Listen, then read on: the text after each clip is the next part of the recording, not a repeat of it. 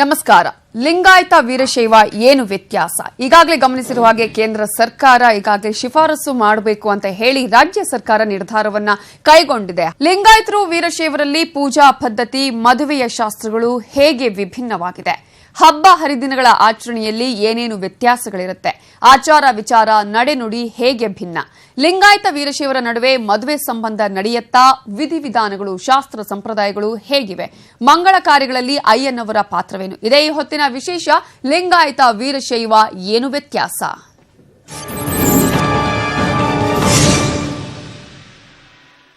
ಬಸವ ತತ್ವವನ್ನು ನಂಬುವ ಲಿಂಗಾಯತ ಹಾಗೂ ವೀರಶೈವ ಲಿಂಗಾಯತರಿಗೆ ಅಲ್ಪಸಂಖ್ಯಾತ ಧರ್ಮದ ಮಾನ್ಯತೆ ಕೊಡಬೇಕು ಅಂತ ಕೇಂದ್ರ ಸರ್ಕಾರಕ್ಕೆ ಶಿಫಾರಸು ಮಾಡಲು ರಾಜ್ಯ ಸಚಿವ ಸಂಪುಟ ಸಭೆ ನಿನ್ನೆ ತೀರ್ಮಾನ ಕೈಗೊಂಡಿದೆ. ಇದರೊಂದಿಗೆ ಯಾವ ಹೆಸರಿನಲ್ಲಿ ಪ್ರತ್ಯೇಕ ಧರ್ಮಕ್ಕೆ ಶಿಫಾರಸು ಮಾಡಬೇಕು ಅನ್ನುವ ಬಗ್ಗೆ ಲಿಂಗಾಯತರು ಮತ್ತು ವೀರಶೈವರ ನಡುವೆ ತಲೆದೋರಿದ್ದ ಗೊಂದಲ ನಿವಾರಣೆಯಾಗಿದೆ. ಲಿಂಗಾಯತಕ್ಕೆ ಪ್ರತ್ಯೇಕ ಧರ್ಮದ ಸ್ಥಾನಮಾನ ನೀಡುವ ಕುರಿತು ನ್ಯಾಯಮೂರ್ತಿ ಎಚ್ಎನ್ ನಾಗಮೋಹನ್ ದಾಸ್ ನೇತೃತ್ವದ ತಜ್ಞರ ಸಮಿತಿ ನೀಡಿದ ವರದಿಯನ್ನ ಸರ್ಕಾರ ಅಂಗೀಕರಿಸಿದೆ. ಸಮಿತಿಯ ವರದಿ ಆಧರಿಸಿ ಕರ್ನಾಟಕ ರಾಜ್ಯ ಅಲ್ಪಸಂಖ್ಯಾತ ಆಯೋಗ ನೀಡಿದ ಶಿಫಾರಸುಗಳನ್ನು ಸರ್ಕಾರ ಒಪ್ಪಿಕೊಂಡಿದೆ. ಧರ್ಮದ ಮಾನ್ಯತೆ ನೀಡುವ ಕುರಿತು ಸರ್ವಾನುಮತದಿಂದ ಒಪ್ಪಿಗೆ ನೀಡಲಾಯಿತು ಅಂತ ಸಭೆ ಬಳಿಕ ಕಾನೂನು ಸಚಿವ ಟಿಬಿ ಜಯಚಂದ್ರ ಹೇಳಿದರು. ಹಾಗೆಯೇ ಲಿಂಗಾಯತರು ಹಾಗೂ ಬಸವ ತತ್ವವನ್ನು ಒಪ್ಪಿಕೊಳ್ಳುವ ವೀರಶೈವ ಲಿಂಗಾಯತರು ಈ ಧರ್ಮದ ಪರಿಧಿಯೊಳಗೆ ಬರಲಿದ್ದಾರೆ. ಬಸವಣ್ಣನವರೇ ಧರ್ಮಗುರುಗಳು, ವಚನಗಳೇ ಪವಿತ್ರ ಗ್ರಂಥಗಳು.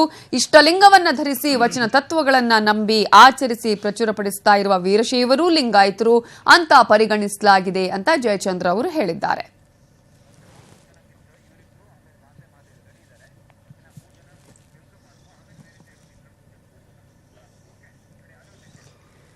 ಹಾಗಾದ್ರೆ ಲಿಂಗಾಯತರು ಮತ್ತು ವೀರಶೈವರಲ್ಲಿ ಇರುವಂತಹ ಸಾಮ್ಯತೆಗಳೇನು, ಭಿನ್ನತೆಗಳು ಏನೇನು? ಹಬ್ಬ ಹರಿದಿನಗಳಲ್ಲಿ ಆಗಿರ್ಬೋದು, ಯಾವುದೇ ಕಾರ್ಯಕ್ರಮಗಳಲ್ಲಿ ಆಗಿರ್ಬೋದು, ಪೂಜಾ ವಿಧಿವಿಧಾನಗಳಲ್ಲಿ ಯಾವ ರೀತಿಯ ಭಿನ್ನತೆ ಇರುತ್ತೆ ಅನ್ನೋದ್ರ ಬಗ್ಗೆ ಚರ್ಚೆಯನ್ನ ಮಾಡ್ತೀನಿ. ಇದರ ಬಗ್ಗೆ ಮಾತನಾಡೋದಕ್ಕೆ ನನ್ನ ಜೊತೆ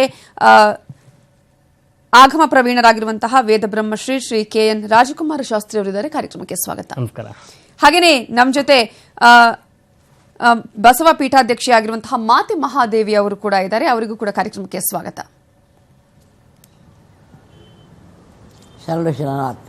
ಹಾಗೆ ಶ್ರೀ ವೇದ ಮಾತಾ ಗುರುಕುಲದ ಮೈಸೂರಿನ ಡಾಕ್ಟರ್ ಮಂಜುನಾಥ ಆರಾಧ್ಯ ಇದ್ದಾರೆ. ನಿಮಗೂ ಕಾರ್ಯಕ್ರಮಕ್ಕೆ ಸ್ವಾಗತ. ಓಕೆ, ಇನ್ನು ರಾಜಕುಮಾರ ಶಾಸ್ತ್ರಿ ಅವರು, ನಿಮ್ಮಿಂದಾನೇ ಈ ಕಾರ್ಯಕ್ರಮ ಆರಂಭವನ್ನು ಮಾಡ್ತೀನಿ. ಆದರೆ ಅದಕ್ಕಿಂತ ಮೊದಲು ಒಂದ್ಸಲ ನಿತ್ಯ ಪೂಜೆ ಹೇಗೆ ಇರುತ್ತೆ ಅನ್ನೋದ್ರ ಬಗ್ಗೆ ಕೂಡ ನಾವು ಒಂದು ಗ್ರಾಫಿಕ್ಸ್ ಪಾಯಿಂಟ್ ನೋಡೋದಾದ್ರೆ, ವೀರಶೈವರು ಯಾವ ರೀತಿಯಾಗಿ ಪೂಜೆಯನ್ನ ಮಾಡ್ತಾರೆ ಅನ್ನೋದನ್ನ ನೋಡೋಣ. ವೀರಶೈವರು ಷೋಡೋಪಚಾರ ಪೂಜೆಯನ್ನ ಮಾಡ್ತಾರೆ. ಅಕ್ಷತೆ, ಭಸ್ಮ, ಗಂಧ, ಬಿಲ್ವ ಪತ್ರೆ, ಹೂ, ತಾಂಬೂಲ, ನೈವೇದ್ಯ, ಜಪ, ಆರತಿ ಇವುಗಳಿಂದ ಪೂಜೆಯನ್ನ ಕೂಡ ಮಾಡ್ತಾರೆ. ಇನ್ನು ವೀರಶೈವರು ವೇದ ಮಂತ್ರಗಳನ್ನ ಪಠಣ ಮಾಡಿ ಪೂಜೆಯನ್ನ ಮಾಡ್ತಾರೆ. ವೀರಶೈವ ಪಾಠಶಾಲೆಗಳಿಂದ ಮಂತ್ರಗಳನ್ನ ಕಲಿತವರೇ ಅರ್ಚಕರಾಗಿರ್ತಾರೆ. ಹಾಗೆಯೇ ಹಬ್ಬ ಹರಿದಿನಗಳಲ್ಲಿ ಕೂಡ ಮಂತ್ರ ಪಠಣ ಮಾಡಿ ಆಗಮೋಕ್ತವಾಗಿ ಪೂಜೆಯನ್ನ ಕೂಡ ಮಾಡಲಾಗತ್ತೆ. ವಿಶೇಷ ಪೂಜೆಯನ್ನ ಮಾಡಲಾಗತ್ತೆ.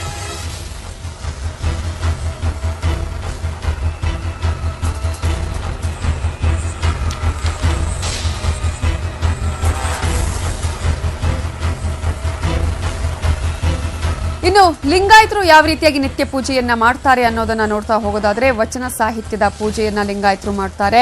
ಲಿಂಗ ಪೂಜೆ ಮಾಡುವಾಗ ಮಂತ್ರವನ್ನ ಹೇಳೋದಿಲ್ಲ. ವಚನ ಸಾಹಿತ್ಯ ಬರದೇ ಇದ್ದವರು ಓಂ ನಮಃ ಶಿವಾಯ ಅಂತ ಹೇಳ್ಕೊಂಡು ಪೂಜೆ ಮಾಡ್ತಾರೆ. ಪಂಚಾಕ್ಷರಿ ಮಂತ್ರವನ್ನ ಹೇಳ್ಕೊಂಡು ಪೂಜೆಯನ್ನ ಮಾಡಲಾಗತ್ತೆ.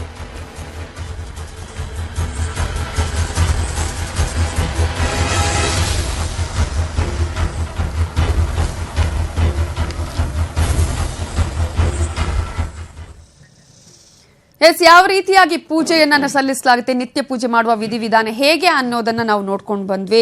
ರಾಜ್ಕುಮಾರ್ ಶಾಸ್ತ್ರಿ ಅವರೇ, ಈಗಾಗಲೇ ನಾವು ನೋಡಿದ ಹಾಗೆ ಸಾಕಷ್ಟು ಭಿನ್ನತೆಗಳಿರುತ್ತೆ ಇವರ ಪೂಜಾ ವಿಧಿವಿಧಾನಗಳಲ್ಲಿ ಆಗಿರ್ಬೋದು, ಹಬ್ಬ ಹರಿದಿನಗಳಲ್ಲಿ ಆಗಿರ್ಬೋದು. ಯಾವುದೇ ಕಾರ್ಯಕ್ರಮಗಳನ್ನ ಮಾಡುವಂತಹ ಸಂದರ್ಭದಲ್ಲಿ ಕೆಲವೊಂದು ಭಿನ್ನತೆಗಳು ಇರುತ್ತೆ, ಕೆಲವು ಸಾಮ್ಯತೆಗಳಿರುತ್ತೆ ಅಂತ ಹೇಳಿ. ಮೊದಲನೇದಾಗಿ ಶಾಸ್ತ್ರಗಳನ್ನ ನಾವು ನೋಡೋದಾದ್ರೆ, ಆಗಮ ಶಾಸ್ತ್ರ ಆಗಿರ್ಬೋದು ಅಥವಾ ಬೇರೆ ಪುರಾಣಗಳಲ್ಲಿ ಆಗಿರ್ಬೋದು, ಯಾವ ರೀತಿಯ ಉಲ್ಲೇಖವನ್ನ ಮಾಡಲಾಗಿದೆ ಧರ್ಮದ ಬಗ್ಗೆ ಅಥವಾ ಲಿಂಗಾಯತ ಆಗಿರಬಹುದು, ವೀರಶೈವರ ಬಗ್ಗೆ ಅಂತ? ಇಲ್ಲಿ ಮುಖ್ಯವಾಗಿ ನಾವು ಏನು ಗಮನಿಸಬೇಕಾಗುತ್ತಂದರೆ, ವೇದ ಆಗಮಗಳು ಇತಿಹಾಸದ ಪೂರ್ವದಿಂದ ಬಂದಿರುವಂಥದ್ದು, ಅಂದರೆ ಇವತ್ತು ನಿನ್ನೆ ಬಂದಿರುವಂಥದ್ದಲ್ಲ, ಅನಾದಿ ಕಾಲದಿಂದ ಬಂದಿರುವಂಥದ್ದು ವೇದ ಮತ್ತು ಆಗಮಗಳು. ಅದನಂತರ ಈ ಬಸವಾದಿ ತತ್ವಗಳು ಇವೆಲ್ಲ ಆಮೇಲೆ ಬಂದಿರುವಂಥದ್ದು. ಮುಖ್ಯವಾಗಿ ನಾವು ವೇದ ಆಗಮಗಳನ್ನು ಏನು ಪಾಲನೆ ಮಾಡ್ತಾ ಇದ್ದೀವಿ, ಹಿಂದೂ ಧರ್ಮದಲ್ಲಿ ಒಂದು ಪ್ರತೀಕ, ವೇದ ಆಗಮಗಳು ಅಂತ ಹೇಳುವಂಥದ್ದು. ಪ್ರತಿಯೊಬ್ಬರು ಹಿಂದೂ ಧರ್ಮದಲ್ಲಿ ಪ್ರತಿಯೊಬ್ಬರು ಇದನ್ನು ಪಾಲನೆ ಮಾಡ್ತಾರೆ ಅಂತ ಹೇಳುವಂಥದ್ದು. ಹಾಗಾಗಿ ನಮ್ಮ ಒಂದು ವೀರಶೈವ ಧರ್ಮ ಅಂತ ಪರಂಪರೆ ಏನಿದೆ, ಇಲ್ಲಿ ವೀರಶೈವ ಧರ್ಮ ಅನ್ನೋಕ್ಕಿಂತ ವೀರಶೈವ ಲಿಂಗಾಯತರು ಇಬ್ಬರೂ ಸಹ ಸರಿಸಮವಾಗಿ ಪೂಜೆ ಪುರಸ್ಕಾರಗಳನ್ನ ಪಾಲನೆ ಇಲ್ಲಿ ಮಾಡ್ತಾರೆ ಅನ್ನೋದು ಕಡ್ಡಾಯವಾಗಿ ಹೇಳುವಂಥದ್ದು. ಯಾಕೆ ವೀರಶೈವರಿ ಅಂತಲ್ಲ, ನಾವು ಏನು ಮಾಡ್ತೀವಿ ಅದನ್ನೇ ಲಿಂಗಾಯತರು ಸಹ ಮಾಡ್ತಾರೆ. ಇಲ್ಲಿ ಇದರಲ್ಲಿ ಯಾವುದೇ ವ್ಯತ್ಯಾಸ ಅನ್ನೋದಿಲ್ಲ. ಇಲ್ಲಿ ಏನಾಗುತ್ತೆ ಅಂತಂದ್ರೆ ಎರಡೂ ಪಂಗಡಗಳ ಬಗ್ಗೆ ಕೂಡ ಉಲ್ಲೇಖ ಇದೆಯಾ ಹೇಗೆ? 100ಕ್ಕೆ 100 ಭಾಗದಷ್ಟು. ಅಂದ್ರೆ ಈಗ ವೇದಾಗಮಗಳಲ್ಲೇ ಇದು ವೀರಶೈವ ಲಿಂಗಾಯತ ಅಂತಾನೆ ಬಂದ್ಬಿಟ್ಟಿದೆ.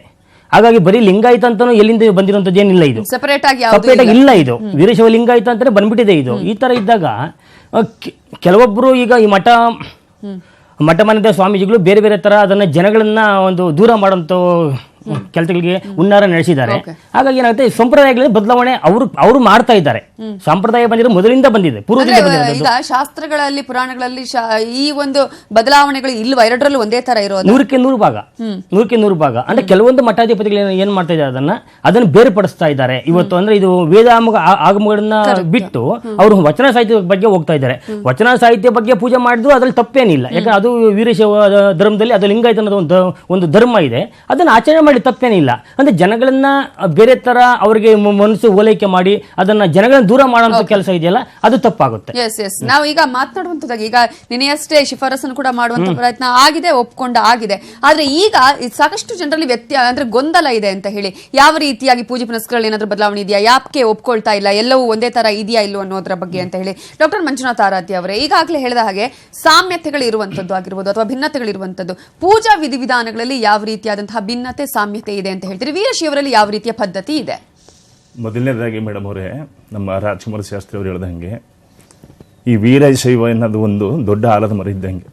ಆಲದ ಮರದಲ್ಲಿ ಆರಾಧ್ಯರು ಅಂತ ಬರ್ತಾರೆ, ವೀರಶೈವ ಆರಾಧ್ಯರು ಅಂತ, ಜಂಗಮರು ಅಂತ ಬರ್ತಾರೆ, ಶಿವಾರ್ಚಕರು ಅಂತ ಬರ್ತಾರೆ, ಲಿಂಗಾಯತರು ಅಂತ ಬರ್ತಾರೆ, ಲಿಂಗಾಯತ ಶೆಟ್ಗಳು ಅಂತಂದು ಬರ್ತಾರೆ.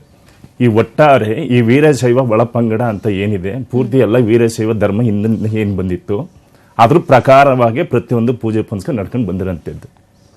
ಈಗ ನಮ್ಮ ಮೈಸೂರು ಪ್ರಾಂತದಲ್ಲಿ ಈಗ ಅಲ್ಲೂ ಕೂಡ ಮಾಮೂಲಿ ಮಗುವಿಗೆ ನಾಮಕರಣ ಮಾಡಬೇಕು ಅಂತಂದ್ರೆ ಇಷ್ಟಲಿಂಗವನ್ನೇ ತೆಗೆದುಕೊಂಡು ಅದಕ್ಕೆ ಅಭಿಷೇಕವನ್ನ ಮಾಡಿ ಪೂಜಾ ಪುನಸ್ಕಾರಗಳನ್ನು ಮಾಡಿ ಪ್ರಾಣ ಪ್ರತಿಷ್ಠಾಪನೆ ಮಾಡಿ ಮಗುವಿನ ಕೊಳ್ಳಿಗೆ ಅದನ್ನ ಕಟ್ಟಿ ನಾಮಕರಣ ಮಾಡುವಂತ ಪದ್ಧತಿ ಇಡೀ ಇಂಡಿಯಾದಲ್ಲಿ ಎಲ್ಲಾ ಕಡೆನೂ ಉಂಟು. ಪ್ರಾಂತ್ಯದಿಂದ ಪ್ರಾಂತ್ಯಕ್ಕೆ ಬದಲಾವಣೆ ಇಲ್ಲ. ಅದು ವೀರಶೈವರಲ್ಲೂ ಉಂಟು, ಆರಾಧ್ಯರಲ್ಲೂ ಉಂಟು, ಜಂಗಮರಲ್ಲೂ ಉಂಟು. ಈಗೇನು ಇವರು ನಾವು ಲಿಂಗಾಯತರು ಬೇರೆ ಅಂತ ಹೇಳ್ತಾ ಇದ್ದಾರೆ, ಅವರು ಕೂಡ ಇದನ್ನೇ ಕೂಡ ಪಾಲಿಸ್ಕೊಂಡು ಬಂದಿರೋಂಥ ಪದ್ಧತಿ. ನಿತ್ಯ ಪೂಜೆ ಒಂದೇ ತರನಾಗಿರುತ್ತೆ. ಪ್ರತಿ ಒಂದು ಪೂಜೆ ಪುನಸ್ಕಾರದಲ್ಲೂ ಕೂಡ ಲಿಂಗಾಯತರಿಗೆ ಬೇರೆ ವೀರಶೈವರಿಗೆ ಬೇರೆ ಅಂತ ಅನ್ನೋದು ಎಲ್ಲೂ ಕೂಡ ಇದುವರೆಗೆ ನಡೆದು ಬಂದಿಲ್ಲ. ಇಲ್ಲಿ ಒಳ ಪಂಗಡಗಳು ಇರಬಹುದು, ನಾವು ಲಿಂಗಾಯತರು ಅಂತ ಅನ್ಬೋದು, ಅವರು ಇನ್ನೊಬ್ರು ನಾವು ಶಿವಾರ್ಚಕರು ಅಂತ ಹೇಳ್ಬೋದು, ಇನ್ನೊಬ್ರು ನಾವು ಜಂಗಮರು ಅಂತ ಹೇಳ್ಬೋದು, ಮತ್ತೊಬ್ರು ನಾವು ಆರಾಧ್ಯರು ಅಂತ ತಿಳ್ಕೊಂಡು ಬರ್ಬೋದು. ಆದ್ರೆ ಒಟ್ಟಾರೆ ವೀರಶೈವ ಧರ್ಮ ಅಂತ ಏನಿದೆ ಆ ಎಲ್ಲಾ ಪೂಜೆ ಪುನಸ್ಕಾರ ವಿಧಿವಿಧಾನಗಳು ಕೂಡ ಒಂದೇ ರೀತಿಯಾಗಿರುತ್ತೆ. ಈಗ ನೀವು ಷೋಡಶೋಪಚಾರ ಪೂಜೆಯನ್ನ ಮಾಡ್ತೀರಾ ಅಥವಾ ಅಕ್ಷತೆ ವಿಲ್ವಪತ್ರ ಇವೆಲ್ಲವನ್ನ ಕೂಡ ಬಳಸ್ಕೊಂಡು ಮಾಡ್ತೀರಾ ಪೂಜೆ, ವೇದ ಮಂತ್ರಗಳ ಪಠಣ ಆಗತ್ತೆ? ಹೌದು, ಖಂಡಿತ. ಪ್ರತಿಯೊಂದರಲ್ಲೂ ನಾವ್ ಎಲ್ಲೇ ಹೋದ್ರು ವೀರಶೈವ ಅಂತ ಒಟ್ಟಾರೆ ಬಂತು ಅಂತಂದ್ರೆ, ನೀವು ಲಿಂಗಾಯತರು ಮನೆಗೆ ಹೋದ್ರು ಸೇಮ್ ಅದೇ ರೀತಿ ಒಂದು ರುದ್ರಾಭಿಷೇಕ ಮಾಡಬೇಕು ಅಂತಂದ್ರೆ ನಾವೇನು ವೇದ ಮಂತ್ರಗಳನ್ನ ಹೇಳ್ಕೊಂಡು ಪೂಜೆ ಪುನಸ್ಕಾರ ಮಾಡ್ತೀವಿ. ಒಬ್ರು ಗುರುಗಳ ಪಾದೋದಕ ತಗೋಬೇಕು ಅಂದ್ರೆ ಅದು ಲಿಂಗಾಯತರ ಮನೆಯಲ್ಲ ಸೇಮ್ ಒಂದೇ ರೀತಿ ಪಾದ ಪೂಜೆ ನಡೀತದೆ. ಅದೇ ರೀತಿ ಲಿಂಗೋದಕವನ್ನು ತೆಗೆದುಕೊಂಡು ಗುರುಗಳ ಪಾದ ಪೂಜೆ ಮಾಡ್ಬಿಟ್ಟು ಅವರ ಪಾದೋದಕವನ್ನ ಇಷ್ಟಲಿಂಗದ ಮೇಲೆ ಹಾಕೊಂಡು ಅದನ್ನ ತೀರ್ಥ ಪ್ರಸಾದವಾಗಿ ಕುಡಿಯಂತ ಪದ್ಧತಿ ಜಂಗಮರ ಮನೆಯಲ್ಲೂ ಅದೇ ಪದ್ಧತಿ ಉಂಟು, ಲಿಂಗಾಯತರ ಮನೆಯಲ್ಲೂ ಅದೇ ಪದ್ಧತಿ ಉಂಟು. ಮತ್ತೆ ಲಿಂಗಾಯತ ಒಳಪಂಗಡ ವೀರಶೈವ ಒಳಪಂಗಡ ಅಂತ ಏನ್ ಬರ್ತದೆ ಅಲ್ಲೂ ಕೂಡ ಅದೇ ಪದ್ಧತಿ ಉಂಟು. ಒಳಪಂಗಡಗಳು ಕೂಡ ಅದೇ ಪ್ರತಿಯೊಂದು ಅಕ್ಷರಾಭ್ಯಾಸ. ಬಸವಪೀಠ ಅಧ್ಯಕ್ಷ ಮಾತೆ ಮಹಾದೇವಿ ಅವರನ್ನ ನಾನು ಮಾತನಾಡಿಸ್ತೀನಿ. ಈಗಾಗಲೇ ಹೇಳಿದ ಹಾಗೆ ಒಂದೇ ರೀತಿಯ ನಿತ್ಯ ಪೂಜೆಗಳು ನಡೆಯುತ್ತಾ ಹೇಗೆ ವೀರಶೈವರಲ್ಲಿ ಲಿಂಗಾಯತರಲ್ಲಿ ಅಂತ? ಇಲ್ಲ, ಲಿಂಗಾಯತ ಧರ್ಮವನ್ನ ಸರಿಯಾಗಿ ತಿಳ್ಕೊಂಡಂತಹ ವ್ಯಕ್ತಿಗಳೇನಿದಾರಲ್ಲ ಅವರು ಈ ಎಲ್ಲ ಷೋಡಶೋಪಚಾರವನ್ನ ಮಾಡೋದಿಲ್ಲ. ಅಷ್ಟವಿಧಾರ್ಚನೆಯನ್ನ ಮಾತ್ರ ಮಾಡ್ತಾರೆ. ಅಷ್ಟವಿಧಾರ್ಚನೆ ಬೇರೆ, ಷೋಡಶೋಪಚಾರ ಬೇರೆ. ಅಷ್ಟವಿಧಾರ್ಚನೆ ಮಾಡ್ತಾರೆ ಅಂದ್ರೆ ಮಜ್ಜನ ಕೆರೆಯೋದು, ಭಸ್ಮವನ್ನು ಧರಿಸುವುದು, ಹೂವನ್ನ ಇಡುವುದು, ಈ ರೀತಿಯಾಗಿ ಅಷ್ಟವಿಧಾರ್ಚನೆಯನ್ನ ಮಾಡ್ತಾರೆ. ಆದ್ರೆ ಅಭಿಷೇಕ ಮಾಡೋದು, ಪಂಚಾಮೃತವನ್ನ ಹಾಕೋದು ಇದೇನಿದೆಯಲ್ಲ ನಮ್ಮ ಲಿಂಗಾಯತ ಧರ್ಮಕ್ಕೆ ಇದು ವಿರುದ್ಧ. ಯಾಕಂದ್ರೆ ಆಪ್ಯಾಯನ ಪ್ರಸಾದವನ್ನ ಕೆಡಿಸಬಾರದು ಆದ್ದರಿಂದ ತಿನ್ನಲಿಕ್ಕೆ ಬರುವ ವಸ್ತುಗಳನ್ನ ಪೂಜೆಯ ನೆಪದಲ್ಲಿ ಕೆಡಿಸಬಾರದು ಅನ್ನುವುದೇ ಬಸವ ಧರ್ಮದ ಸಾರಾಂಶ. ಅದಕ್ಕಾಗಿ ಅಭಿಷೇಕಕ್ಕೆ ಹಾಲು, ತುಪ್ಪ, ಮೊಸರು, ಜೇನುತುಪ್ಪ ಇವನ್ನೆಲ್ಲವನ್ನ ಯಾವುದನ್ನು ಕೂಡ ಎರೆಯೋದಿಲ್ಲ. ಈ ರೀತಿಯಾಗಿ ಬಹಳ ಒಂದು ವ್ಯತ್ಯಾಸಗಳು ಉಂಟು. ಆಮೇಲೆ ಈಗ ಅವ್ರು ಹೇಳಿದ್ರು ವೇದಾಗಮಗಳನ್ನ ಹೇಳ್ಕೊಂಡು ಅವರು ಪೂಜೆ ಮಾಡ್ತೀವಿ ಅಂತ. ಅದಕ್ಕಾಗಿನೇ ನಾವು ಹಿಂದೂ ಧರ್ಮದಿಂದಲೂ ಭಿನ್ನ, ವೀರಶೈವದಿಂದಲೂ ಭಿನ್ನ ಲಿಂಗಾಯತ. ಯಾಕಂದ್ರೆ ನಾವು ವೇದಾಗಮಗಳನ್ನ ಮನ್ನಿಸುವುದಿಲ್ಲ. ಯಾಕಂದ್ರೆ ನಮಗೆ ಗುರು ಬಸವಣ್ಣನವರೇ ಹೇಳ್ಬಿಟ್ಟಿದ್ದಾರೆ, ವೇದಕ್ಕೆ ವರೆಯ ಕಟ್ಟುವೆ, ಶಾಸ್ತ್ರಕ್ಕೆ ನಿಗಳನ್ನಿಕ್ಕುವೆ, ತರ್ಕದ ಬೆನ್ನಬಾರನೆತ್ತುವೆ, ಆಗಮದ ಮೂಗ ಕೊಯ್ವೆ ನೋಡಯ್ಯ ಅಂತ ಹೇಳಿದ್ರು. ಯಾಕೆ ಹಿಂಗೆ ಹೇಳಿದ್ರು? ಯಾಕೆ ಇಷ್ಟೊಂದು ಕೋಪ ಬಂತು ಅವ್ರಿಗೆ ಅಂದ್ರೆ, ಶಿವನು ಮದಾರ ಚೆನ್ನಯ್ಯನ ಮನೆಯಲ್ಲಿ ಉಂಡ ಕಾರಣ ಅಂತ ಅನ್ನೋ ಒಂದು ಮಾತು ಹೇಳ್ತಾರೆ. ಯಾಕೆ ಅಂದ್ರೆ ಈ ವೇದ ಏನ್ ಮಾಡ್ತು, ಪುರುಷ ಸೂಕ್ತವನ್ನ ಹೇಳ್ತು, ಬಹಳ ಸಂತೋಷ. ಸಹಸ್ರಾಕ್ಷ ಸಹಸ್ರಪಾದ್ ಅಂತ ಹೇಳಿ ದೇವರನ್ನ ವರ್ಣನೆ ಮಾಡ್ತು, ಬಹಳ ಸಂತೋಷ. ಆದರೆ ಮುಂದಿನ ಭಾಗದಲ್ಲಿ ಏನ್ ಹೇಳ್ತು, ತಲೆಯಿಂದ ಬ್ರಾಹ್ಮಣನ ಉತ್ಪತ್ತಿ, ಭುಜದಿಂದ ಕ್ಷತ್ರಿಯನ ಉತ್ಪತ್ತಿ, ತೊಡೆಯಿಂದ ವೈಶ್ಯನ ಉತ್ಪತ್ತಿ, ಪಾದದಿಂದ ಶೂದ್ರನ ಉತ್ಪತ್ತಿ ಅಂತ ಹೇಳಿ ಲ್ಯಾಡರ್ ಟೈಪ್ ಆಫ್ ಸೊಸೈಟಿಯನ್ನ, ಅಂದ್ರೆ ಶ್ರೇಣೀಕೃತವಾದ ಸಾಮಾಜಿಕ ವ್ಯವಸ್ಥೆಯನ್ನ ಈ ದೇಶದಲ್ಲಿ ತಂದು ಈ ದೇಶವನ್ನೇ ಹಾಳು ಮಾಡಿ ಇಟ್ಟುಬಿಟ್ಟಿದೆ. ಅದಕ್ಕಾಗಿ ಬಸವಣ್ಣನವರು ಇದನ್ನ ಪ್ರತಿಭಟನೆ ಮಾಡಿದ್ರು. ಇನ್ನ 5ನೇವನಾದಂತಹ ಅಸ್ಪೃಶ್ಯ ಎಲ್ಲ ರೀತಿಯಿಂದಲೂ ಹಿಂಸೆಯನ್ನು ಈ ದೇಶದಲ್ಲಿ ಅನುಭವಿಸಿದ. ಈ ಕಾರಣಕ್ಕಾಗಿಯೇ ಬಸವಣ್ಣನವರು ಆ ವೈದಿಕ ಸಂಕೋಲೆಯಿಂದ ಹೊರಬಂದು ಹೊಸ ಧರ್ಮವನ್ನ ಕೊಟ್ಟರು. ಅಂದ್ರೆ ಲಿಂಗ ಪೂಜೆ ಇರುತ್ತೆ ಅನ್ನುವಂಥದ್ದು. ಆದ್ರೆ ಈಗ ವೇದ ಮಂತ್ರಗಳಿರೋದಿಲ್ಲ, ಅದರ ಬದಲಾಗಿ ಏನು ಇರುತ್ತೆ ಅಂತ ನೀವು ಹೇಳಿದ್ರಿ. ಅಂದ್ರೆ ಅಷ್ಟವಿಧ ಅರ್ಚನೆ ಇರುತ್ತೆ ಅಂತ ಹೇಳಿ ಮಂತ್ರಗಳನ್ನ ಹೇಳೋದಾದ್ರೆ ಓಂ ನಮ ಶಿವಾಯ ಅನ್ನೋದ ಮಂತ್ರವನ್ನ ಹೇಳ್ತಾರಾ? ಈಗ ಪೂಜೆಗೆ ವಚನಗಳನ್ನ ನಾವು ಬಳಸ್ತೀವಿ, ಪೂರ್ತಿ ವಚನಗಳ ಮೂಲಕವಾಗಿ ಪೂಜೆಯನ್ನ ಮಾಡ್ತೇವೆ. ಇನ್ನ ಮಂತ್ರ ಓಂ ಲಿಂಗಾಯ ನಮಃ, ಓಂ ಶ್ರೀ ಗುರು ಬಸವಲಿಂಗಾಯ ನಮಃ, ಇದು ನಮಗೆ ಪವಿತ್ರ ಮಂತ್ರ. ಓಂ ಶ್ರೀ ಗುರು ಬಸವಲಿಂಗಾಯ ನಮಃ ಇದು ಗುರುಮಂತ್ರ. ಓಂ ಲಿಂಗಾಯ ನಮಃ ಇದು ದೇವ ಮಂತ್ರ. ಆದ್ದರಿಂದ ಲಿಂಗ ಪೂಜೆಗೆ ನಾವು ಓಂ ಲಿಂಗಾಯ ನಮಃ ಅನ್ನುವಂತ ಮಂತ್ರವನ್ನ ನಾವು ಬಳಸ್ತಾ ಇದ್ದೇವೆ. ಹೀಗೆ ಪೂಜೆಯಲ್ಲಿ ಕೂಡ ವ್ಯತ್ಯಾಸ. ಆಮೇಲೆ ಅವರು ಅನೇಕ ವಿಷಯಗಳನ್ನು ಹೇಳಿದ್ರು. ಲಿಂಗಾಯತರ ಮನೆಯಲ್ಲಿ, ವೀರಶೈವರ ಮನೆಯಲ್ಲಿ ಒಂದೇ ತರ ಸರಿಯಾಗಿ ಲಿಂಗಾಯತ ಧರ್ಮವನ್ನು ತಿಳಿದುಕೊಂಡಂತವರು ಸರಿಯಾದ ಆಚರಣೆಯನ್ನು ಮಾಡ್ತಾರೆ. ಮತ್ತು ಈ ವೀರಶೈವ ಲಿಂಗಾಯತ ಅಂತ ಹೇಳಿ ಇವ್ರು ಮೊದಲು ಹೇಳಿದ್ರಲ್ಲ, ವೀರಶೈವ ಅನ್ನೋದು ದೊಡ್ಡ ವೃಕ್ಷ ಇದ್ದ ಹಾಗೆ ಅಂತ. ಇಲ್ಲ, ಎಲ್ಲೆಲ್ಲೂ ರೆಕಾರ್ಡ್ ಇಲ್ಲ. ಇವತ್ತು ಜಾತಿ ಜನಗಣತಿಯನ್ನ ಮಾಡ್ತು ಸರ್ಕಾರ. ಏನು ಮಾಡ್ತು? ಲಿಂಗಾಯತ ಬಣಜಿಗ, ಲಿಂಗಾಯತ ಆರಾಧ್ಯ, ಲಿಂಗಾಯತ ಕುಂಬಾರ, ಲಿಂಗಾಯತ ಪಂಚಮಸಾಲಿ, ಈ ರೀತಿಯಾಗಿ ಹೇಳಿದ್ರು. ಅಂದ್ರೆ ಲಿಂಗಾಯತ ಅನ್ನೋದು ಒಂದು ದೊಡ್ಡ ವೃಕ್ಷ.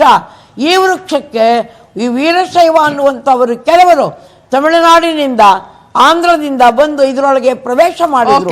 ಆದ್ದರಿಂದ ವೀರಶೈವ ಲಿಂಗಾಯತ ಅನ್ನುವಂತಹದ್ದು ಒಂದು ಪಂಗಡಕ್ಕೆ ಅನ್ವಯ ಆಗುತ್ತೆ ಹೊರತು ಇಡೀ ಸಮಾಜಕ್ಕಲ್ಲ. ಎರಡು ಪದಗಳನ್ನ ಕೂಡಿ ಬಳಸಬಾರದು. ಓಕೆ, ಅದರ ಬಗ್ಗೆ ನಾನು ಚರ್ಚೆಯನ್ನು ಕೂಡ ಮುಂದುವರಿಸ್ತೀನಿ.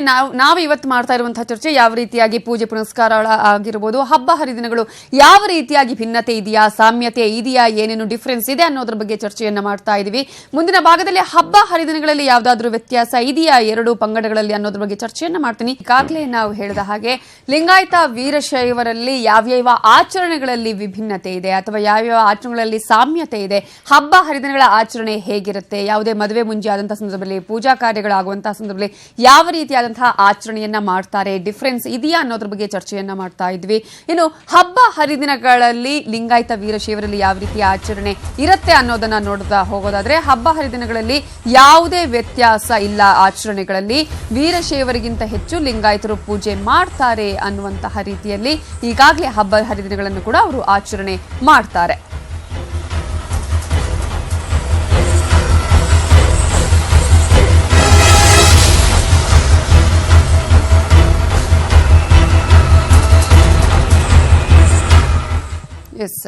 ಈಗಾಗಲೇ ಹಬ್ಬ ಹರಿದಿನಗಳನ್ನ ಯಾವ ರೀತಿಯಾಗಿ ಆಚರಣೆ ಮಾಡ್ತಾರೆ ಅಂತ ಹೇಳಿ, ನಿತ್ಯ ಪೂಜೆಯನ್ನ ನೋಡಿದ್ವಿ, ನಿತ್ಯ ಪೂಜೆಗಳಲ್ಲಿ ಯಾವ ರೀತಿಯ ಬದಲಾವಣೆಗಳು ಇರುತ್ತೆ ಅಂತ ಹೇಳಿ ನೀವು ಹೇಳಿದ್ರಿ, ಬದಲಾವಣೆಗಳು ಇರೋದಿಲ್ಲ ಅಂತ ಹೇಳಿ. ಆದ್ರೆ ಮಾತೆ ಮಹಾದೇವರು ಹೇಳಿದಾಗೆ ಆಚರಣೆಗಳಲ್ಲಿ ಕೂಡ ನಿತ್ಯ ಪೂಜೆಯಲ್ಲೂ ಕೂಡ ಬದಲಾವಣೆ ಇರುತ್ತೆ ಅಂತ.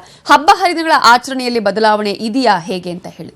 ಹಬ್ಬ ಹರಿದಿನಗಳ ಆಚರಣೆಯಲ್ಲಿ ಅಂದರೆ ನಮ್ಮ ಹಳೆ ಮೈಸೂರು ಭಾಗದ ಪ್ರಾಂತ್ಯ ಅಂತ ಏನು ಹೇಳ್ತೀವಿ, ಹಳೆ ಮೈಸೂರು ಪ್ರಾಂತ್ಯ ಅಂತಂದ್ರೆ ಈಗಿನ ಸುತ್ತಮುತ್ತಲ ಎಲ್ಲ ಪ್ರದೇಶಗಳು ಸಹ ಹಳೆ ಮೈಸೂರು ಪ್ರಾಂತ್ಯ ಅಂತಾನೆ ಹೇಳುವಂಥದ್ದು. ಮತ್ತು ಉತ್ತರ ಕರ್ನಾಟಕದ ಕೆಲವೊಂದು ಭಾಗಗಳು ಅಂದ್ರೆ ಕೆಲವೊಂದು ಭಾಗಗಳು ಫುಲ್ ಪೂರ್ತಿ ಅಂತಲ್ಲ, ಕೆಲವೊಂದು ಭಾಗಗಳಲ್ಲಿ ಮಾತ್ರ ಅಂದ್ರೆ ಅದ್ರ ಬಗ್ಗೆ ಸ್ವಲ್ಪ ಅರಿವು ಇಲ್ಲದೆ ಇರ್ಬೋದು ಕೆಲವರಿಗೆ, ವೇದ ಆಗಮಗಳ ಬಗ್ಗೆ ಅರಿವು ಇಲ್ಲದೆ ಇರ್ಬೋದು, ಮತ್ತು ಪೂಜಾ ಪುರಸ್ಕಾರ ಬಗ್ಗೆ ಅರಿವು ಇಲ್ಲದೆ ಇರ್ಬೋದು. ಅಂತಹವರು ಏನ್ ಮಾಡ್ತಾರೆ, ಈ ಪೂಜಾ ಪುರಸ್ಕಾರಗಳನ್ನ ಅಷ್ಟು ದೊಡ್ಡ ಮಟ್ಟದಲ್ಲಿ ಮಾಡಲ್ಲ ಅನ್ನೋದಾದ್ರೂ ಸಹ ಸಾಂಪ್ರದಾಯಿಕ ಪೂಜೆಗಳನ್ನ ಅಲ್ಲಿ ಎಲ್ಲಾ ಹಬ್ಬ ಹರಿದಿನಗಳ ಆಚರಣೆ ಇರುತ್ತಾ? 100ಕ್ಕೆ 100 ಭಾಗ ಇರುತ್ತೆ. 100ಕ್ಕೆ 100 ಭಾಗ. ಯಾಕಂದ್ರೆ ಇಲ್ಲಿ ನಮ್ಮ ಹಳೆ ಮೈಸೂರು ಪ್ರಾಂತ್ಯ ತಗೊಂಡಾಗ 100ಕ್ಕೆ 100 ಭಾಗ ನಮ್ಮಲ್ಲಿ ಅವರಲ್ಲಿ ಏನೂ ವ್ಯತ್ಯಾಸ ಇಲ್ಲ. ಅಂದ್ರೆ ನಮ್ಮ ವೀರಶೈವರಿಗಿಂತಲೂ ಲಿಂಗಾಯತರು ಇನ್ನೂ ಹೆಚ್ಚಿಗೆ ಪೂಜಾ ಪುರಸ್ಕಾರ ಮಾಡ್ತಾರೆ ಅನ್ನೋದು ಸತ್ಯ. ಇದ್ ಕಡೆ ಅದು ನಡೀತಾ ಇದೆ. ಹಳೆ ಇದು ಪೂಜೆ ಮಾಡ್ತೇವೆ ನಾವು. ಇದು ಹಳೆ ಮೈಸೂರು ಪ್ರಾಂತ್ಯದಲ್ಲಿ ಮತ್ತು ಕೆಲವೊಂದು ನಾನು ಮಾತಾಡಿಸ್ತೀನಿ, ನಿಮ್ಮ ಹತ್ರ ಮಾತಾಡಿಸ್ತೀನಿ, ಹೇಳಿ.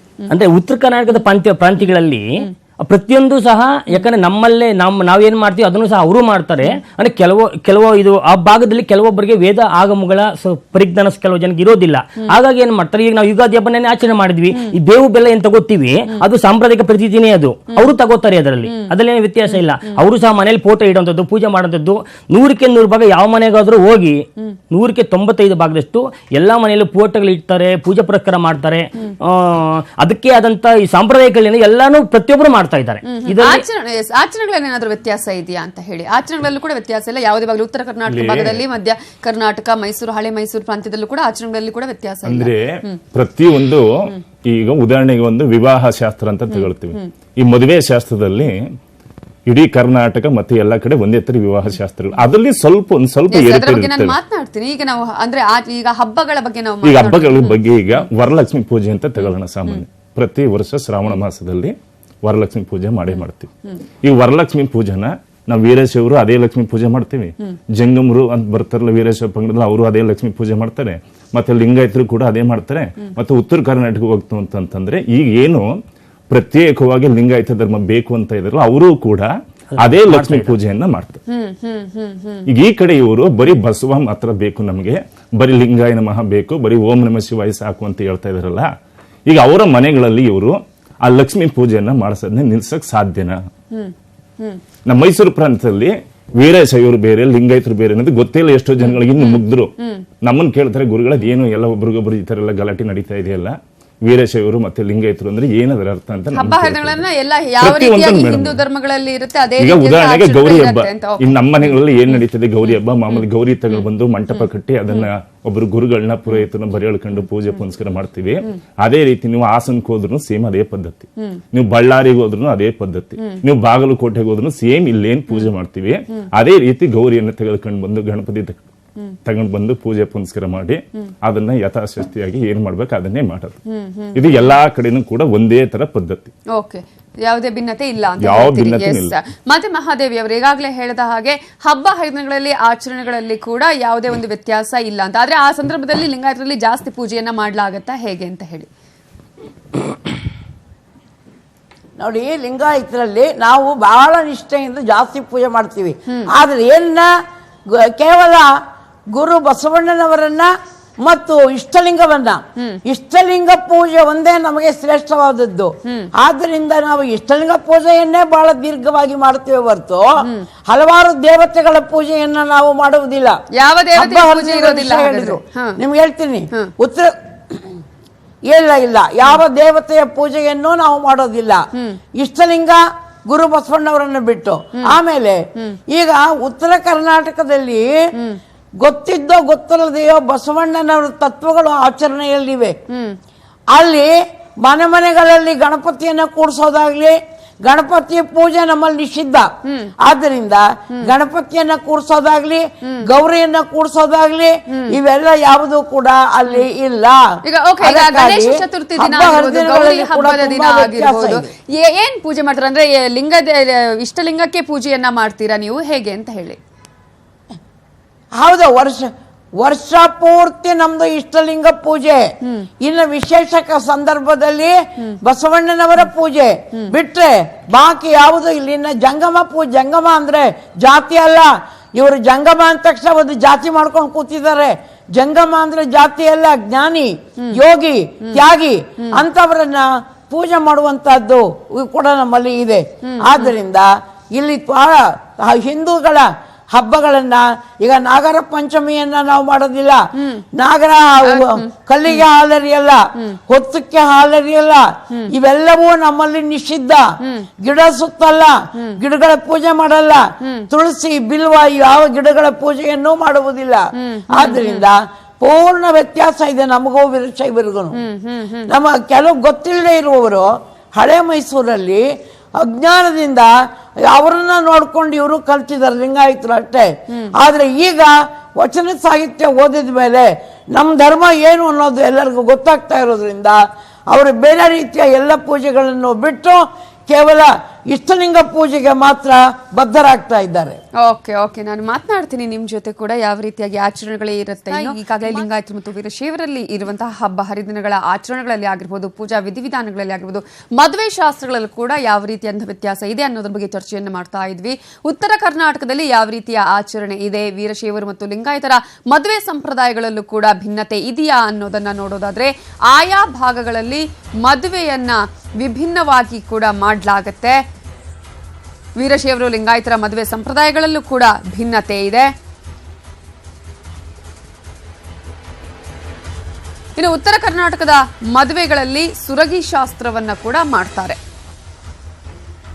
ಮದುವೆ ದಿನ ಗಂಡು ಹೆಣ್ಣಿಗೆ ಒಟ್ಟಿಗೆ ಸ್ನಾನ ಮಾಡಿಸುವುದೇ ಸುರಗಿ ಶಾಸ್ತ್ರ. ಉತ್ತರ ಕರ್ನಾಟಕದಲ್ಲಿ ಅಕ್ಷತಾರೋಪಣ ಮಾಂಗಲ್ಯ ಧಾರಣೆಯನ್ನ ಮಾಡಿದ್ರೆ ಮದುವೆ ಆದಂತೆಯೇ. ಇನ್ನು ಚಿತ್ರದುರ್ಗ ಭಾಗದಲ್ಲಿ ಮುರುಘಾಶ್ರೀ ಅನುಯಾಯಿ ಲಿಂಗಾಯತರು ತಾಳಿ ಕಟ್ಟಿ ಮದುವೆ ಆಗೋದಿಲ್ಲ. ಮದುವೆಯಲ್ಲಿ ಅಕ್ಷತೆಯನ್ನ ಕೂಡ ಹಾಕೋದಿಲ್ಲ, ಯಾವುದೇ ಪೂಜೆ ಪುನಸ್ಕಾರಗಳನ್ನ ಕೂಡ ಇಲ್ಲಿ ಮಾಡೋದಿಲ್ಲ, ಹೋಮ ಹವನಗಳು ಇರೋದಿಲ್ಲ. ಕೇವಲ ಹಾರ ಹಾಕಿ ಹೆಣ್ಣಿಗೆ ಕುತ್ತಿಗೆಗೆ ರುದ್ರಾಕ್ಷಿ ಕಟ್ಟಿ ಮದುವೆ ಸಂಪ್ರದಾಯವನ್ನ ಮುಗಿಸಲಾಗುತ್ತೆ. ವೀರಶೈವರು ಲಿಂಗಾಯತರು 60% ಮದುವೆ ಆಗಿರೋದು ಕೂಡ ಇದೆ. ಇನ್ನು ಮಧ್ಯ ಕರ್ನಾಟಕ ಹಳೆ ಮೈಸೂರು ಭಾಗದ ಲಿಂಗಾಯತರ ಆಚರಣೆ ಹೇಗಿರುತ್ತೆ ಅನ್ನೋದನ್ನ ನೋಡ್ತಾ ಹೋಗೋದಾದ್ರೆ, ನಾಂದಿ ಪೂಜೆ, ಕಾಶಿ ಯಾತ್ರೆ, ಧಾರಾ ಮುಹೂರ್ತ, ಮಾಂಗಲ್ಯ ಧಾರಣೆ, ಅರುಂಧತಿ ಪೂಜೆ, ಗೌರಿ ಪೂಜೆ, ಗಂಗೆ ಪೂಜೆ, ಸಪ್ತಪದಿ ಇಷ್ಟು ಶಾಸ್ತ್ರ ವಿಧಾನಗಳನ್ನ ಕೂಡ ಪಾಲನೆ ಮಾಡಲಾಗತ್ತೆ.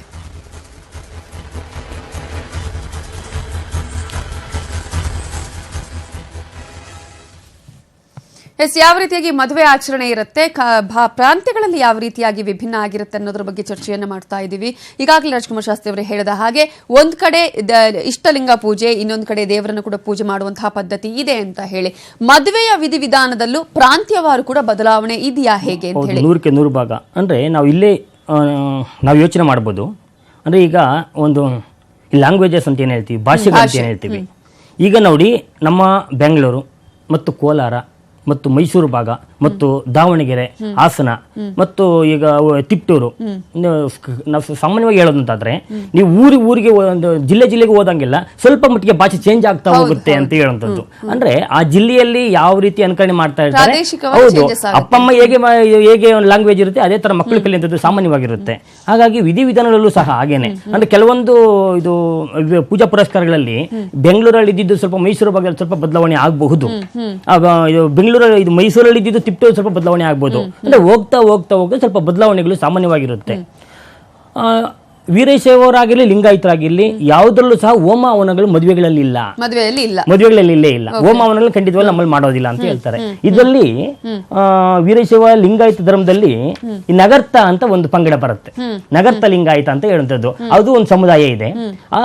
ಆ ನಗರ್ತ ಸಮುದಾಯದಲ್ಲಿ ಇದು ರಕ್ಷೋಗ್ನ ರಾಜೋಗ್ನ ಹೋಮ ಅಂತ ಮಾಡ್ತಾರೆ. ಅದೊಂದು ಹೊರತುಪಡಿಸಿದ್ರೆ ಬೇರೆ ಯಾವ ಲಿಂಗಾಯತದ ವೀರಶೈವದಲ್ಲಿ ಇದು ಮಾಡ್ಲಿಕ್ಕೆ ಸಾಧ್ಯ ಇಲ್ಲ, ಹೋಮ ಅಂತೂ ಮಾಡೋದಿಲ್ಲ. ಇನ್ನು ಉಳಿದ ಎಲ್ಲಾ ಶಾಸ್ತ್ರ ವಿಧಿವಿಧಾನಗಳು ಹೇಗೆ ನಾವು ಈಗ ಏನು ನೀವು ನಾಂದಿ ಪೂಜೆ ಕಾಶಿ ಅಂತ ತೋರಿಸ್ತಾ ಇದೀವಿ, 100% ಭಾಗ ಮಾಡ್ತಾರೆ ಯಾವ್ದ್ರಲ್ಲಿ? ವೀರಶೈವರಲ್ಲಿ, ವೀರಶೈವರಲ್ಲಿ ಮತ್ತು ಲಿಂಗಾಯತರಲ್ಲೂ ಸಹ. ಬರೀ ವೀರಶೈವರೇ ಅಲ್ಲ, ಲಿಂಗಾಯತರಿಗೆ 100% ಭಾಗದಷ್ಟು ನಾವು ಒಂದು ಶಾಸ್ತ್ರ ಬಿಟ್ಟರೆ ಲಿಂಗಾಯತ ಶಾಸ್ತ್ರ ಬಿಡ್ಲಿಕ್ಕೆ ಸಾಧ್ಯ ಇಲ್ಲ. ಇಲ್ಲಿ ಅವ್ರು ನಮ್ಗೆ ಹೇಳ್ಕೊಡ್ತಾರೆ, ನೀವು ಇದನ್ನ ಮಾಡಿಸ್ಲಿಲ್ಲ ಅಂತ ನಮ್ಗೆ ಹೇಳ್ಕೊಡ್ತಾರೆ. ಹೀಗಿದ್ದಾಗ ಅವರು ನಮ್ಗಿಂತ ಹೆಚ್ಚಿಗೆ ಪೂಜಾ ಪುರಸ್ಕಾರಗಳನ್ನ ಬಯಸುವಂತಾರೆ. ಅವ್ರು ಮಾಧ್ಯಮ ಹೇಳ್ತಾ ಇದ್ದಾರೆ, ಅವ್ರು ಯಾವ್ದನ್ನು ಮಾಡಲ್ಲ, ನಮ್ಮ ಲಿಂಗಾಯತರು ಹಾಗೆ ಇದು ಯಾರು ಗೊತ್ತಿಲ್ಲ ಅಂತ. ಹೌದು, 100% ಭಾಗ ಅವ್ರು ಹೇಳ್ತಾ ಇದ್ದಾರೆ, ಒಂದು ಇಷ್ಟಲಿಂಗ ಪೂಜೆ ಮಾಡ್ತೀವಿ ಅಂತ ಹೇಳ್ತಾ ಇದಾರಲ್ವಾ. ಅವ್ರು ಸ್ವಲ್ಪ ಅವಳಿಗೆ ಯಾಕಂದ್ರೆ ಒಂದು ಹೇಳ್ತಾರೆ ಮೇಡಮ್ ಅವರು, ನಾವು ಯಾವ ಶಿಲೆ ಪೂಜೆ ಮಾಡೋದಿಲ್ಲ ಅಂತ ಅವ್ರು ಸ್ಪಷ್ಟಪಡಿಸ್ತಾ ಇದ್ದಾರೆ. ಮತ್ತು ಯಾವುದೇ ವೇದಿಕೆಗಳಲ್ಲೂ ಸಹ ಈ ಮಾತನ್ನು ಹೇಳ್ತಾ ಇರ್ತಾರೆ. ಅವರು ಎಲ್ಲ ಚಾನಲ್ ಡಿಸ್ಕಸ್ ಮಾಡ್ತಾ ಇರ್ತಾರೆ ಅವ್ರು ಈ ವಿಚಾರ ಬಗ್ಗೆ. ಶಿಲೆ ಪೂಜೆ ಮಾಡೋದಿಲ್ಲ ಅಂದ್ಮೇಲೆ ಅವರು ಲಿಂಗ ಏನು ನಾವು ಗೋಳಾಕಾರದ ಲಿಂಗ ನಾವು ಪೂಜೆ ಮಾಡ್ತೀವಿ ಅಂತ ಹೇಳ್ತಾರೆ. ಗೋಳಾಕಾರ ಲಿಂಗ ಏನ್ ಮಾಡ್ತಾರೆ ಅವರು? ಇದು ಇಲ್ಲಿ ತೋರಿಸ್ತಾ ಇದ್ದೀನಿ ನಿಮಗೆ. ಇದು ಈಶ್ವರನ ಲಿಂಗು, ಇದು ಅಂದ್ರೆ ಶಿವನ ಲಿಂಗು, ಶಿವನ ಪ್ರತಿರೂಪ. ಈ ಲಿಂಗು ನಾವು ಒಂದು ಈಶ್ವರನ ಲಿಂಗು ಹೇಗೆ ಇರುತ್ತೆ, ಆ ಲಿಂಗನ ಈ ಲಿಂಗು ಮೇಲೆ ಕಂತಿ ಅಂತ ಮಾಡ್ತಾರೆ. ಅದನ್ನ ಇಷ್ಟು ದಪ್ಪ ಬೇಕಾದ್ರೆ ಅವ್ರವ್ರ ಶಕ್ತಿ ಅನುಸಾರ ಎಷ್ಟು ಸಾಮರ್ಥ್ಯ ಎಷ್ಟು ಬೇಕಾದ್ರೆ ದಪ್ಪ ಮಾಡ್ಕೊಂಡು ಹಾಕೋಬಹುದು, ಅದು ಎದೆ ಮೇಲೆ ಹಾಕೋಬಹುದು ಅವರು. ಹಾಗಾಗಿ ಇದನ್ನ ಮಾಡೋದು ಶಿಲೆ ಇದು ಅಲ್ವಾ. ಇದನ್ನ ಮಾಡೋದು ಏನು ಶಿಲಾಮೂರ್ತಿನ ಕೆತ್ತನೆ ಹೇಗೆ ಮಾಡ್ತೀವಿ ಅದೇ ರೀತಿ ಕೆತ್ತನೆ ಮಾಡಿದ್ದಾರೆ. ಇದನ್ನು ಶಿಲಾಮೂರ್ತಿ ಅಂತ ಹೇಳ್ತೀವಿ. ಇದ್ರೊಳಗಡೆ ಗೋಳಾಕಾರದ ಲಿಂಗನ ಇದ್ರ ಮೇಲೆ ಮಾಡುತ್ತಿದ್ದೆ. ಇದನ್ನ ಶಿವ ಅಂತ ಒಪ್ಕೊಂಡ್ಮೇಲೆ, ಹಿಂದೂ ಧರ್ಮದಲ್ಲಿ ಶಿವ ಅಂತ ಒಪ್ಕೊಂಡ್ಮೇಲೆ ಇವ್ರು ಯಾಕೆ ಓಂ ನಮ ಶಿವಾಯ ಅಂತ ಹೇಳೋದಿಲ್ಲ? ಈಗ ಇಷ್ಟೊತ್ತು ಹೇಳ್ತಾ ಇದ್ರು ಅವರು, ನಾವು ಲಿಂಗಾಯ ನಮಃ ಗುರು ಬಸವಲಿಂಗಾಯ ನಮಃ ಅಂತ ಹೇಳ್ತೀವಿ ಅಂತ ಹೇಳಿದ್ರು. ಗುರು ಬಸವಲಿಂಗ ಗುರು ಅಂತ ಹೇಳ್ತಾರೆ, ಅದು ಪಾಲನೆ ಮಾಡ್ಲಿ. ಇದು ಬಸವನ ತತ್ವಗಳನ್ನ ಹೇಳಿ ನಮ್ಗೆ ಅದರಲ್ಲಿ ವಿರೋಧ ಇಲ್ಲ, ಅವರನ್ನು ನಾವು ಒಪ್ಕೋತೀವಿ, ಆ ವಿಚಾರ ಬೇರೆ. ಅಂದ್ರೆ ಬಸವನವ್ರು ಹೇಳಿದ ಪ್ರತಿಯೊಂದು ಇದು ಒಪ್ಕೋತಾ ಇದ್ದಾರೆ ಇವರು. ಇವನ ಆರವ ಇವನಮ್ಮ ಅಂತ ಹೇಳ್ತಾರಲ್ವಾ, ಇದು ಎಲ್ಲಿ ಒಪ್ಕೋತಾ ಇದ್ದಾರೆ ಇವರು ಅಲ್ವಾ? ಅದು ಒಂದು ಮಾತಿರುವಂತದ್ದಾದ್ರೆ, ಈ ಲಿಂಗು ಇದೆಯಲ್ಲ, ಲಿಂಗನ ಈಶ್ವರ ಲಿಂಗು ಅಂತ ಹೇಳ್ತಾರೆ. ಹಿಂದೂಗಳಲ್ಲಿ ಏನ್ ಹೇಳ್ತಾರೆ ಈ ಲಿಂಗನ? ನೀವು ಪ್ರತಿಯೊಬ್ಬರು ಈ ಲಿಂಗ ಪೂಜೆ ಮಾಡ್ತಾರಲ್ವಾ, ಮತ್ತೆ ಈ ಲಿಂಗ ಗೋಳಾಕಾರದ ಲಿಂಗನ ಹಾಕೊಂಡು ಎದೆ ಮೇಲೆ ಹಾಕೋತಾರೆ. ಯಾಕೆ ಅವರು ಓಂ ನಮಃ ಶಿವಾಯ ಅಂತ ಇವ್ರು ಹೇಳೋದಿಲ್ಲ? ಹೇಳಿ ಮಾತಿ ಮಹಾದೇವಿ ಅವರೇ. ಬಹಳ ವ್ಯತ್ಯಾಸ ಇದೆ, ಹೇಳಿ ಸ್ವಲ್ಪ ಕೇಳಿ ನೋಡಿ. ಗುಡಿಯಲ್ಲಿರುವ ಸಾವಿರ ಲಿಂಗ ಬೇರೆ, ನಮ್ಮ ಕೈಯಲ್ಲಿರುವ ಇಷ್ಟಲಿಂಗ ಬೇರೆ. ಅದನ್ನು ಶಿಲೆ ಅಂತ ಕರೆದ್ರಿ, ಅದು ಶಿಲೆ ಅಲ್ಲ. ಯಾಕಂದ್ರೆ ಒಳಗಡೆ ಇರುವಂತಹ ಹುಟ್ಟುಲಿಂಗ ಅದನ್ನ ಬಳಾಪದ ಕಲ್ಲಿನಿಂದ ಮಾಡಿದ್ರೆ, ಮ್ಯಾಗ್ನೆಟಿಕ್ ಸ್ಟೋನಿಂದ ಮಾಡಿದ್ರೆ, ಹೊರಗಡೆ ಇರುವಂತಹದ್ದು ರಾಸಾಯನಿಕವಾದಂತಹ ಕಂತೆ, ಅದು ಶಿಲೆ ಅಲ್ಲ. ರಾಸಾಯನಿಕವಾಗಿರುವಂತ ಅನೇಕ ವಸ್ತುಗಳಿಂದ ಸೇರಿದಂತಹ ಒಂದು ಕಂತೆ. ಎರಡಕ್ಕೂ ವ್ಯತ್ಯಾಸ ಅಂದ್ರೆ ಇದನ್ನ ವೀರಶೈವರು ಕೇಳ್ರಿ ಪೂರ್ತಿ ಕೇಳ್ರಿ. ವೀರಶೈವರು ಶಿವನ ಆರಾಧಕರು, ಲಿಂಗಾಯತರು ಶಿವನ ಆರಾಧಕರಲ್ಲ, ದೇವರ ಆಧಾರಕರು. ನಮ್ಮ ಇಷ್ಟಲಿಂಗ ಶಿವನ ಕುರುಹಲ್ಲ. ಜಗದಗಲ ಮುಗಿಲಗಲ ಮಿಗೆಯಗಲ ನಿಮ್ಮಗಲ, ಪಾತಾಳದಿಂದ ತತ್ತ ನಿಮ್ಮ ಶ್ರೀಚರಣ, ಬ್ರಹ್ಮಾಂಡದಿಂದ ತತ್ತ ನಿಮ್ಮ ಶ್ರೀ ಮಕುಟ, ಅಗಮ್ಯ ಅಗೋಚರ ಅಪ್ರತಿಮ ಲಿಂಗವೇ ಲಿಂಗ ದೇವಯ್ಯ, ನೀವೆನ್ನ ಕರಸ್ಥಲಕ್ಕೆ ಬಂದು ಚುಳುಕಾದಿರಲ್ಲ. ದೇವರು ನಿರಾಕಾರನಾದ, ಸರ್ವವ್ಯಾಪಿಯಾದ, ಸರ್ವಶಕ್ತನಾದ ದೇವರು ಎಲ್ಲಿ ಇಷ್ಟಲಿಂಗ ರೂಪದಲ್ಲಿ ಬಂದಿದ್ದಾನೆ. ಆದ್ದರಿಂದ ನೀವು ಹೇಳುವಂತೆ ನಾವು ಈಶ್ವರನ ಆರಾಧಕರಲ್ಲ.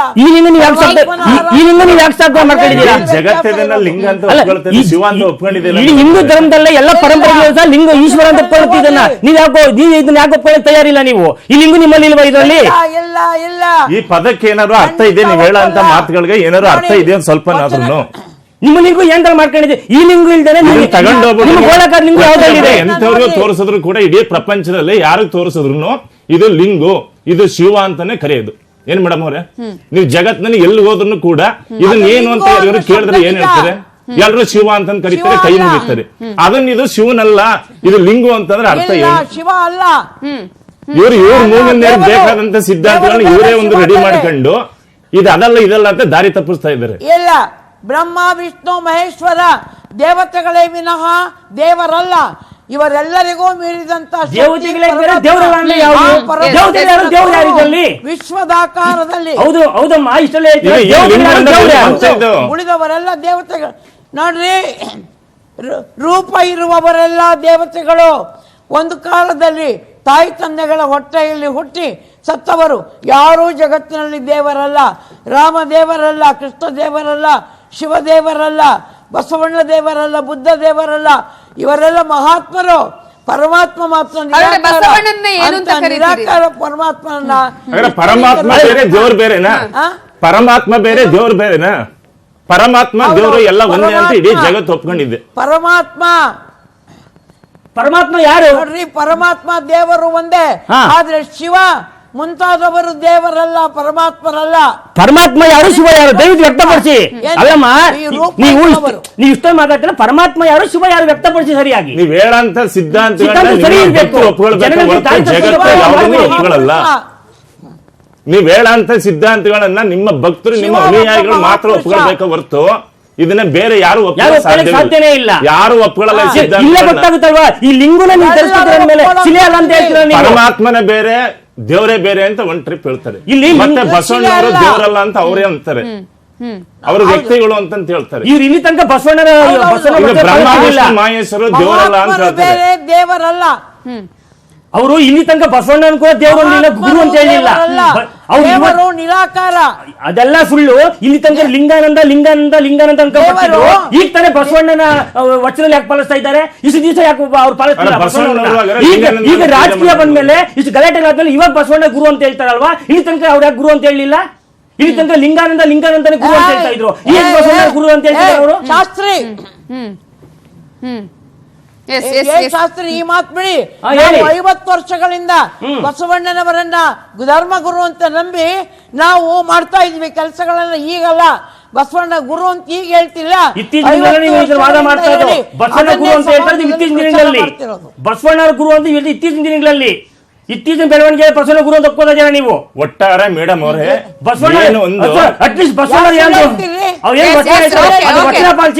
ವೀರಶೈವರು ಲಿಂಗಾಯತರು ಪೂರ್ತಿ ಒಂದೇ ತಾಯಿ ತಂದೆ ಕಂಡಿಗೆ, ಪೂರ್ತಿ ಅಣ್ಣ ತಮ್ಮಿದ್ರ ಕಂಡಿಗೆ, ಸಹೋದರ ಕಂಡಿಗೆ, ಸ್ನೇಹಿತರ ಕಂಡಿಗೆ ಏನು ಪೂರ್ತಿ ಒಗ್ಗಟ್ಟಾಗಿ ಇಡೀ ಭಾರತದಲ್ಲಿ, ಕರ್ನಾಟಕದಲ್ಲಿ ಅತ್ಯದ್ಭುತವಾಗಿ ಬಾಳ್ತಾ ಇದ್ರು.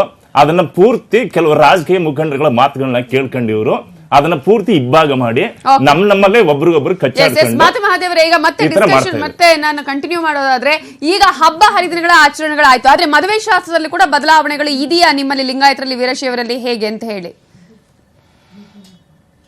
ಖಂಡಿತ ಇದೆ. ಯಾಕಂದ್ರೆ ನಾವು ಜಾತಕ ನೋಡೋದಿಲ್ಲ, ಮುಹೂರ್ತವನ್ನ ನೋಡೋದಿಲ್ಲ, ಆಮೇಲೆ ಯಾವುದು ಅಂತಃಪಟವನ್ನ ಹಿಡಿಯೋದಿಲ್ಲ, ಅರುಂಧತಿ ನಕ್ಷತ್ರವನ್ನ ನೋಡುವುದಿಲ್ಲ, ಅಗ್ನಿ ಸಾಕ್ಷಿಯಾದ ಮದುವೆಯನ್ನ ಮಾಡುವುದಿಲ್ಲ. ಆದ್ದರಿಂದ ಈ ವೈದಿಕ ಶಾಸ್ತ್ರಗಳು ಮಾಡಿಸುವ ವಿವಾಹಕ್ಕಿಂತಲೂ ನಮ್ಮ ಪರಂಪರೆಯ, ಲಿಂಗಾಯತ ಪರಂಪರೆಯ ಮದುವೆಗಳು ಬೇರೆ ಇರ್ತವೆ, ಸರಳವಾಗಿರ್ತವೆ. ಈ ಎಲ್ಲ ಗದ್ದಲ ಇಲ್ಲ. ಉತ್ತರ ಕರ್ನಾಟಕದಲ್ಲಿ ನೀವು ನೋಡಬಹುದು ಅದನ್ನ.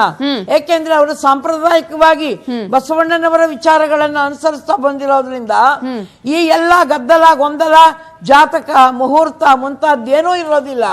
ಆ ರೀತಿ ಸರಳ ವಿವಾಹವನ್ನ ಮಾಡ್ತಾ ಇದ್ದಾರೆ. ಆದ್ರಿಂದ ಬಹಳ ವ್ಯತ್ಯಾಸವನ್ನು ನಾವು ಎರಡೂ ವಿಧಾನಗಳಲ್ಲಿ ಕಾಣ್ತಾ ಇದ್ದೇವೆ. ಹಾಗಾಗಿ ಅರುಂಧತಿ ಪೂಜೆ, ಗೌರಿ ಪೂಜೆ ಆಗಿರುವುದು, ಯಾವುದು ಕೂಡ ಉತ್ತರ ಕರ್ನಾಟಕ ಲಿಂಗಾಯತರಲ್ಲಿ ಇಲ್ಲ ಅಂತ ಹೇಳಿ?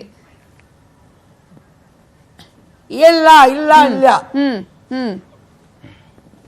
ಕೇವಲ ಶಾಸ್ತ್ರಗಳನ್ನ ಅಂದ್ರೆ ಯಾಕಂದ್ರೆ ನಾವು ಶಾಸ್ತ್ರ ಪಾಲನೆ ಆಗತ್ತಾ ಅಲ್ಲಿ ಮದುವೆಯ ಸಂದರ್ಭದಲ್ಲಿ? ಕೇವಲ ಈಗ ಮೇಡಮ್ ಅವರೇ, ನೀವು ಬನ್ನಿ, ನಿಮ್ಮ ಚಾನೆಲ್ ಅವರು ಬನ್ನಿ, ಎಲ್ಲರೂ ಪೂರ್ತಿ ಒಂದ್ ಕಡೆಯಿಂದ ಇವರು ಯಾರ್ಯಾರ ಮನೆಯಲ್ಲಿ ಇವ್ರು ಪಕ್ಕ ಲಿಂಗಾಯತರುಗಳು ಬರೀ ಲಿಂಗ ಪೂಜೆ ಅಂತ ಮಾತ್ರ ಮಾಡ್ತಾ ಇದ್ದಾರೆ, ಬರೀ ಲಿಂಗ ಪೂಜೆ ಮಾತ್ರ ಮಾಡ್ತಾ ಇದ್ದಾರೆ, ಬೇರೆ ಏನು ಮಾಡ್ತಾ ಇಲ್ಲ ಅಂತ ಇವ್ರು ಏನ್ ಹೇಳ್ತಾ ಇದ್ದಾರೆ.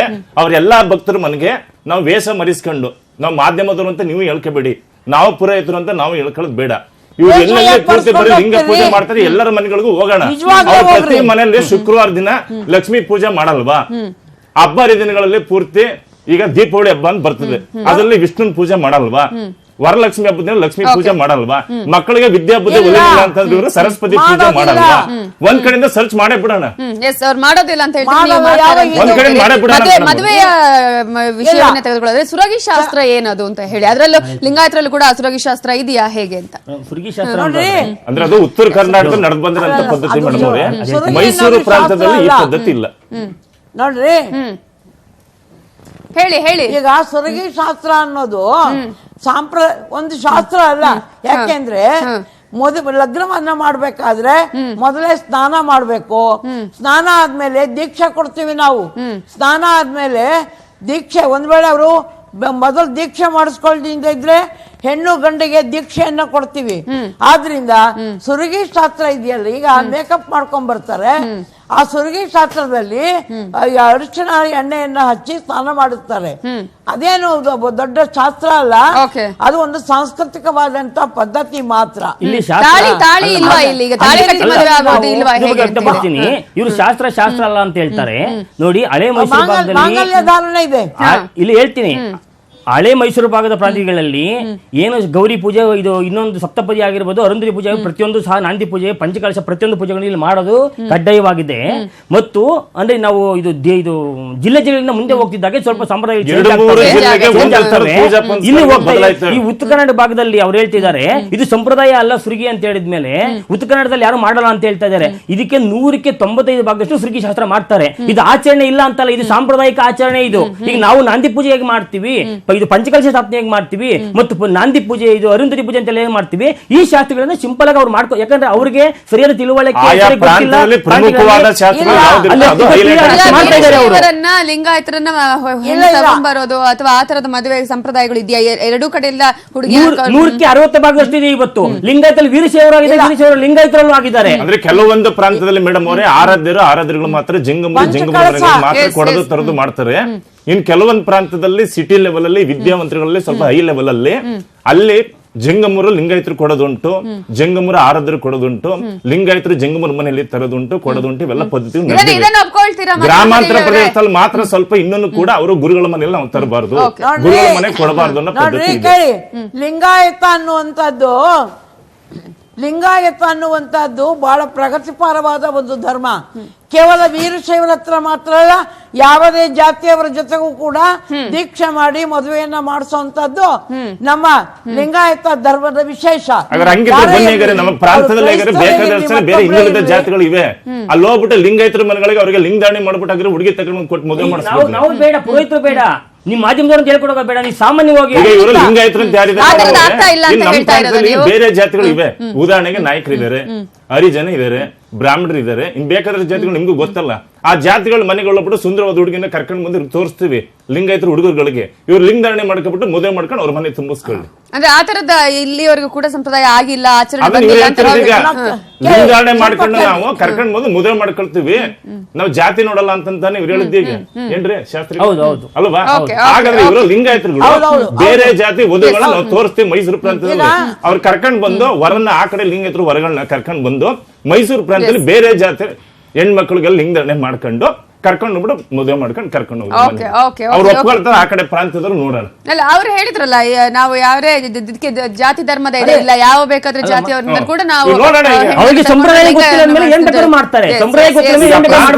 ಲಿಂಗಾಯತರಲ್ಲಿ ಕರ್ಕೊಂಡು ಬರಲಿ ವರನ್ನ ಸಂಸ್ಕಾರ ಬೇಕು, ಸಂಸ್ಕಾರ ಇಲ್ಲದಂದ್ರೆ ಕೆಲಸ ಮಾಡ್ತಾರೆ. ನಾನು ಈ ಒಂದು ಚರ್ಚೆಯನ್ನ ಮುಂದುವರಿಸ್ತೀನಿ. ಯಾವ ರೀತಿಯಾಗಿ ಆಚರಣೆಗಳು ಇದ್ವೆ, ಮದುವೆ ಶಾಸ್ತ್ರ ಆಗಿದೆ ಅನ್ನೋದ್ರ ಬಗ್ಗೆ ಕೂಡ ನಾವು ಮಾತನಾಡಿದ್ವಿ. ಇನ್ನು ಮರಣದ ಸಂದರ್ಭದಲ್ಲಿನ ಅಂತ್ಯ ಸಂಸ್ಕಾರ ಆಗಿರ್ಬೋದು, ಶ್ರಾದ್ದ ಆಗಿರ್ಬೋದು, ತಿಥಿ ಯಾವ ರೀತಿಯಾಗಿ ನಡೆಯುತ್ತೆ, ಇದರಲ್ಲಿ ಭಿನ್ನತೆ ಇದೆಯಾ ಈ ಒಂದು ಸಂಪ್ರದಾಯದಲ್ಲಿ ಅನ್ನೋದ್ರ ಬಗ್ಗೆ ಚರ್ಚೆ ಮುಂದುವರಿಸಾಗಲೇ ಎಲ್ಲಾ ಶಾಸ್ತ್ರಗಳ ಬಗ್ಗೆ ನಾವು ಮಾತನಾಡ್ತಾ ಇದ್ವಿ. ಯಾವ ಶಾಸ್ತ್ರಗಳಲ್ಲಿ ವ್ಯತ್ಯಾಸ ಇದೆ, ಪೂಜೆಗಳಲ್ಲಿ ಪುನಸ್ಕಾರಗಳಲ್ಲಿ ಯಾವ ರೀತಿಯ ವ್ಯತ್ಯಾಸ ಇದೆ ಅನ್ನೋದ್ರ ಬಗ್ಗೆ ನಾವು ಮಾತನಾಡ್ತಾ ಇದ್ವಿ. ಇನ್ನು ಅಂತ್ಯ ಸಂಸ್ಕಾರದ ಸಂದರ್ಭದಲ್ಲಿ ಆಗಿರಬಹುದು, ಮರಣದ ಸಂದರ್ಭದಲ್ಲಿ, ತಿಥಿ ಶ್ರಾದ್ದದ ಸಂದರ್ಭದಲ್ಲಿ ಯಾವ ರೀತಿಯಾದಂತಹ ಶಾಸ್ತ್ರವನ್ನ ಮಾಡಲಾಗತ್ತೆ ಅನ್ನೋದ್ರ ಬಗ್ಗೆ ಕೂಡ ಚರ್ಚೆಯನ್ನ ಮುಂದುವರಿಸ್ತೀನಿ. ಹಾಗೆಯೇ ಶ್ರಾದ್ದ ತಿಥಿ ಯಾವ ರೀತಿಯಾಗಿ ನಡೆಯುತ್ತೆ, ಲಿಂಗಾಯತರಲ್ಲಿ ವೀರಶೈವರಲ್ಲಿ ಅನ್ನೋದನ್ನ ನಾವು ನೋಡೋದಾದ್ರೆ ಲಿಂಗಾಯತರು ವೀರಶೈವರಲ್ಲಿ ಯಾವುದೇ ಬದಲಾವಣೆ ಇಲ್ಲ.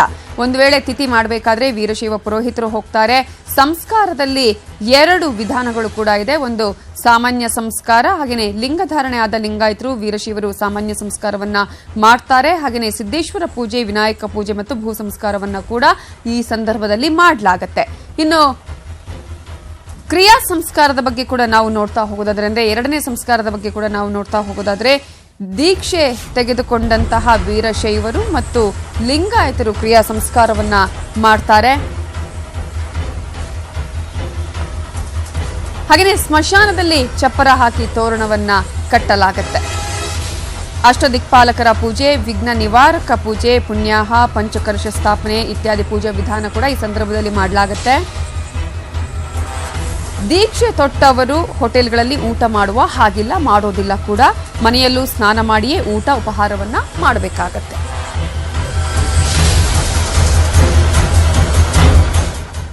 ಎಸ್, ಅಂತ್ಯ ಸಂಸ್ಕಾರದ ಸಂದರ್ಭದಲ್ಲಿ ಆಗಿರ್ಬೋದು, ಶ್ರಾದ್ದ ತಿಥಿಯ ಸಂದರ್ಭದಲ್ಲಿ ಯಾವ ರೀತಿಯಾದಂತಹ ಶಾಸ್ತ್ರ ಇದೆ ಅನ್ನೋದನ್ನ ಮಾತೆ ಮಹಾದೇವಿ ಅವರೇ, ಇದರಲ್ಲಿ ಕೂಡ ಡಿಫರೆನ್ಸ್ ಇದೆ ಅಂತ ಅನ್ಸತ್ತಾ, ಹೇಗೆ ಅಂತ ಹೇಳಿ? ಖಂಡಿತ ಡಿಫರೆನ್ಸ್ ಇದೆ. ಯಾಕೆಂದ್ರೆ ವೀರಶೈವರ ಆಚರಣೆ ಏನಿದೆ ಅನ್ನೋದು ಅದ್ರ ಬಗ್ಗೆ ನನಗೂ ಅಷ್ಟು ಗೊತ್ತಿಲ್ಲ. ಓಕೆ. ಆದ್ರೆ ನೀವ್ ಹೇಳಿದಂತ ಏನು ಅಷ್ಟ ದಿಕ್ಪಾಲಕರ ಪೂಜೆ ಇದೆಲ್ಲ ಇದೆಯಲ್ಲ, ಯಾವ್ದು ನಮ್ಮಲ್ಲಿ ಯಾವ್ದು ಇಲ್ಲ. ಓಕೆ. ಇಲ್ಲಿ ಈಗ ಮರಣವಾಗುವಾಗ ನಾವು ಪರಮಾತ್ಮನ ನಾಮಸ್ಮರಣೆಯನ್ನ ಮಾಡಿ ಅವರ ಬಾಯಿಗೆ ತೀರ್ಥವನ್ನ ಹಾಕ್ತಿವಿ. ಗಂಗಾ ಜಲ ಇವೆಲ್ಲ ಹಾಕದ ತೀರ್ಥವನ್ನ ಮಾಡಿ ಹಾಕ್ತಿವಿ. ಒಂದು ಮಂತ್ರವನ್ನ ಹೇಳಿ ನೀರನ್ನ ತೆಗೆದುಕೊಂಡು ಮಂತ್ರವನ್ನ ಹೇಳಿ ನಮ್ಮ 5 ಬೆರಳುಗಳನ್ನ ಅದನ್ನ